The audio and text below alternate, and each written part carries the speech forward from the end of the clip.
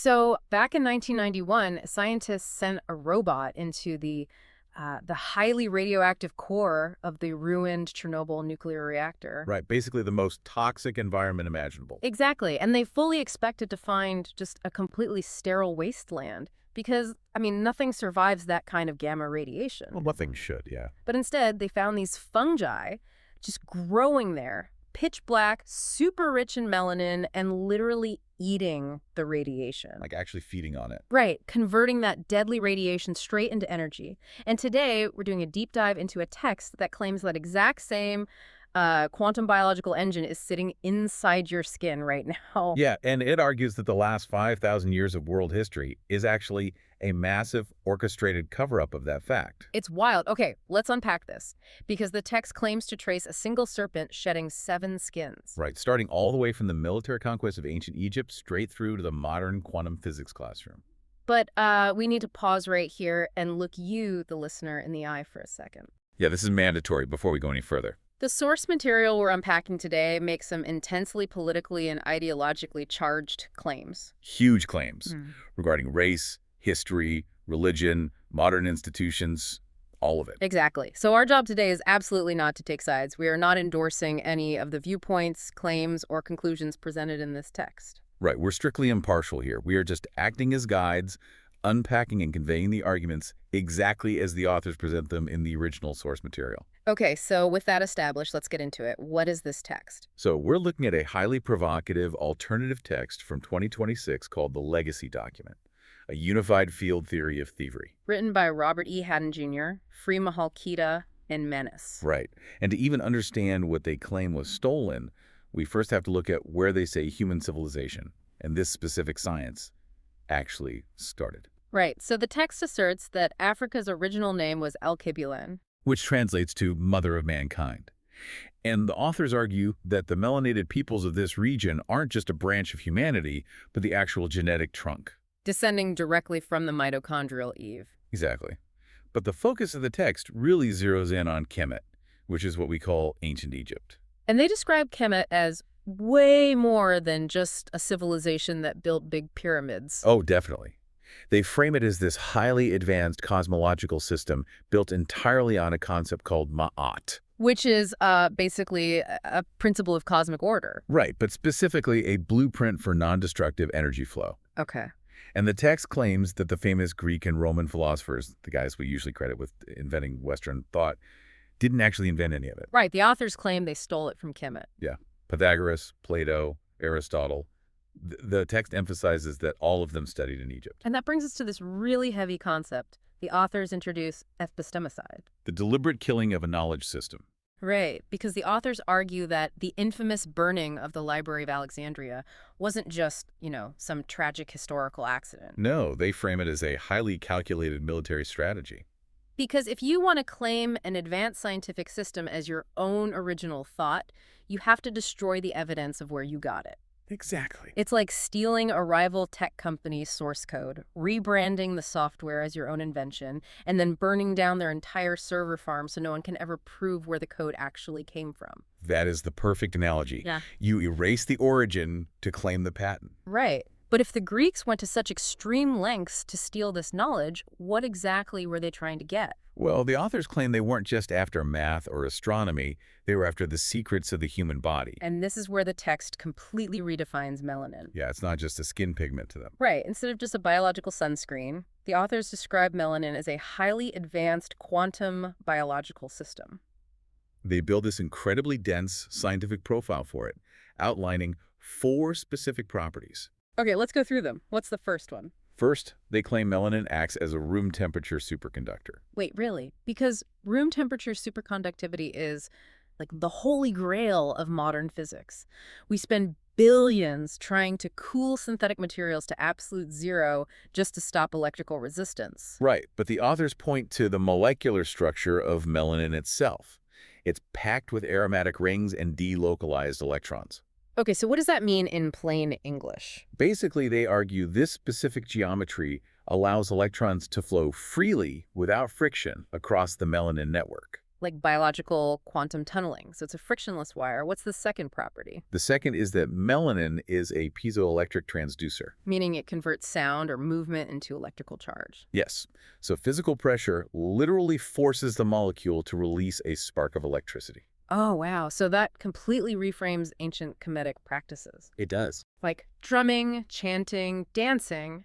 They weren't just cultural expressions. If they used specific acoustic resonances, and the text mentions 111 hertz specifically, they were literally vibrating the melanin network to generate electricity. Exactly. And that ties directly into the third property, the generation of easy water, or exclusion zone water. Right. When melanin interacts with water inside human cells, it supposedly structures it into this gel-like state that separates positive and negative charges. Like a biological battery, storing all that energy they just generated. You got it. And finally, the fourth property brings us right back to your hook about the Chernobyl fungi. Radiosynthesis. Yeah. The authors argue melanin is an active energy transducer. It can capture ionizing radiation, whether that's cosmic rays or full-spectrum sunlight, and convert it directly into metabolic energy.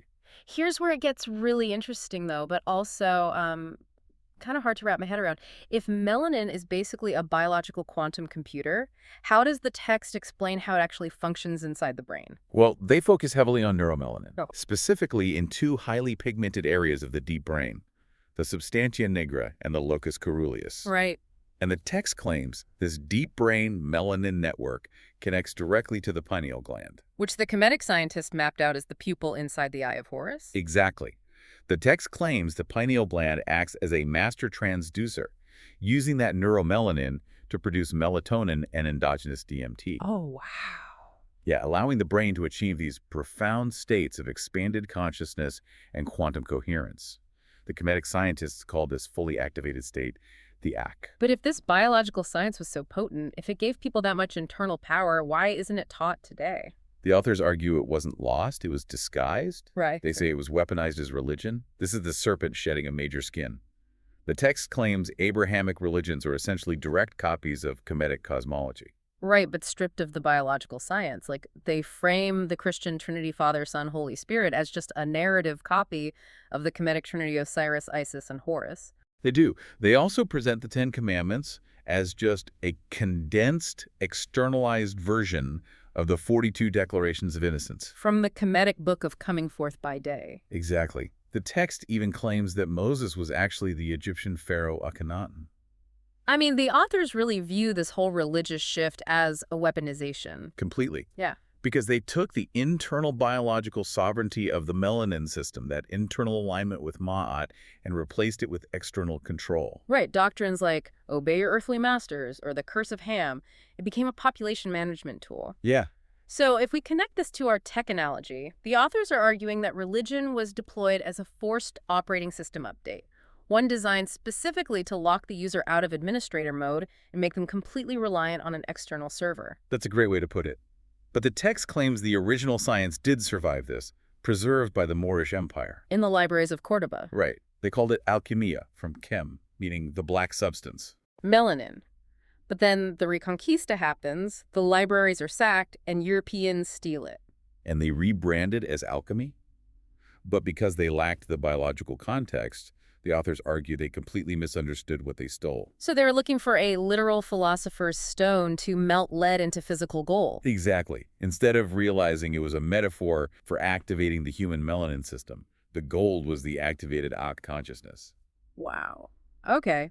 Which brings us to, honestly, the most controversial argument in the text, how this alleged suppression transitioned into modern institutional warfare. Right. The authors argue the transatlantic slave trade wasn't just a brutal economic system for cheap labor. They frame it as a literal biological weapons program. Designed specifically to disable the melanin system. Yes, through severe chronic dehydration, which destroys the easy water battery. And solar deprivation from working under a master's schedule instead of natural sun cycles. Right. And acoustic suppression. Banning African drums on plantations wasn't just about stopping communication. It stopped the piezoelectric charging of the melanin network, plus the chronic generational stress. Which the text connects directly to modern epigenetics. They argue these biological traumas were passed down and are maintained today through a modern matrix. Right, they talk about the dedication system. Yeah, Prussian model schools designed to demand perfectly sedentary compliance under artificial fluorescent lights. Which totally starves the body of the movement and sunlight it needs to activate. Exactly. And then they point to the pharmaceutical and food industries. They argue fluoride in the water actively calcifies the pineal gland. Blinding that master transducer we talked about. Right. And they claim glyphosate and highly processed foods starve the body of the specific melanin precursors it needs. They even point to 5G millimeter waves, right? They do, yeah. I mean, 5G is a huge buzzword, but how do they connect a modern cell network to this biology? Well, they point to the physical properties of the millimeter waves themselves. The authors argue that 5G frequencies penetrate the body at the exact micro depth in the skin where melanocytes live. Wow, the cells that actually produce melanin. Right. And they heavily criticize the complete lack of safety testing on how these specific waves interact with the quantum properties of that melanin network. If we connect this to the bigger picture... Wait, sorry, I'm stealing your line. No, go ahead. Well, the text basically reframes how we view disease entirely. Like, they specifically call out ADHD diagnoses in Black children. Right. If we connect this to the bigger picture, the text argues this isn't a disorder at all. Because what the medical system labels as hyperactivity... The authors describe as a suppressed melanin system. It is desperately seeking the physical movement and acoustic stimulation it biologically needs to turn on. But instead of providing that environment, the system just pathologizes the urge and suppresses it with amphetamines. Exactly. Okay, but this raises a massive geographical problem for the author's theory. How so?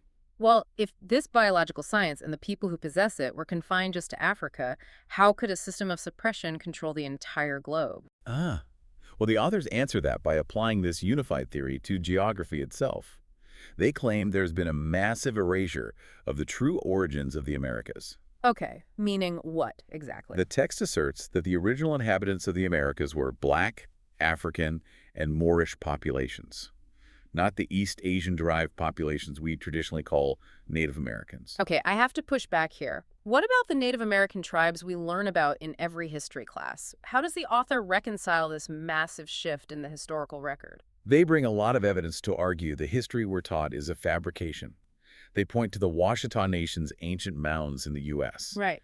They cite the Malian emperor Abu Bakr II, who documented launching a massive fleet across the Atlantic in 1311. Way before Columbus. And they even bring in modern genetics, right? Yes, the genetic marker population Y found in ancient Amazonian DNA. Which links back to African populations. Exactly. But the visual evidence they lean on most are the Olmec colossal heads in Mexico. Right, these massive stone carvings that predate the Maya and the Aztec. Yeah, and the authors argue they display unmistakable West African facial morphology. And they pair that with the presence of manuscript on artifacts and native African crops showing up in pre-Columbian America. Like hybrid cotton in the bottle gourd. Right. So what does this all mean for the Native American tribes we learn about in history class? How does the author reconcile that? Well, the text claims the category of Native American was essentially a legal fiction. Wait, really? Yeah, created by the U.S. government through things like the Indian Removal Act. The argument is that this was done to legally separate indigenous Black populations who were already there from the newly arrived enslaved Africans. Oh, wow. So by creating these distinct legal and racial categories? They assured these groups wouldn't realize their shared heritage, unite, and rebel against colonial powers. It is a dizzying amount of ground to cover. It really is. I mean, to summarize this whole unified field theory, the author's layout, it traces a single line of theft. From Kemet to the Moors to slavery to modern schools to what they called the final theft happening right now, where modern quantum physicists like Dan Winter talk about non-destructive charge collapse. Which is basically mathematical proof of the ancient concept of Maat, that perfect, frictionless implosion of energy. Exactly. But the authors argue these physicists deliberately omit the biological engine that makes that non-destructive collapse possible, melanin. They kept the math, but erased the people. Right, which is why the text is ultimately this huge call for biological sovereignty, urging a return to ancient activation protocols. Yeah, getting full spectrum sunlight, hydration, utilizing 111 hertz frequencies, turning the quantum computer back on. It's a massive paradigm shift. It is. But I want to leave you, the listener, with one last thread to pull on. Something that builds on the source material, but pushes the implications even further. Oh, the Kervran experiments. Yes, the text heavily references a French scientist named Louis Kervran. And his experiments with chickens. Exactly. Yeah. Kervran observed chickens that were completely deprived of calcium in their diet, yet they were still somehow producing perfectly hard, calcium-rich eggshells. Which shouldn't be possible. Right. He discovered they were literally transmuting potassium from their diet into calcium inside their bodies. Biological isotope transition. Transmuting elements at room temperature inside a living biological system. I mean, mainstream physics says you need $1 billion particle accelerator to do that. You can't just do it in a barn. Not unless you have a biological system capable of generating massive quantum coherence. Which brings us right back to melanin. Exactly. If the authors are correct that the melanin system creates the quantum coherence necessary for this kind of transition. The implications for clean energy are staggering. Truly, if the human body has already solved room temperature superconductivity and quantum tunneling. Could mapping the melanin network be the exact blueprint we need to build the next generation of revolutionary quantum technology? Exactly, to power the entire planet. It implies that the final skin of that serpent isn't just about suppressing history. It's about suppressing the very technology that could free humanity. We aren't just looking at history, we're looking at a stolen engine. And maybe it's finally time to see what happens when we turn it back on.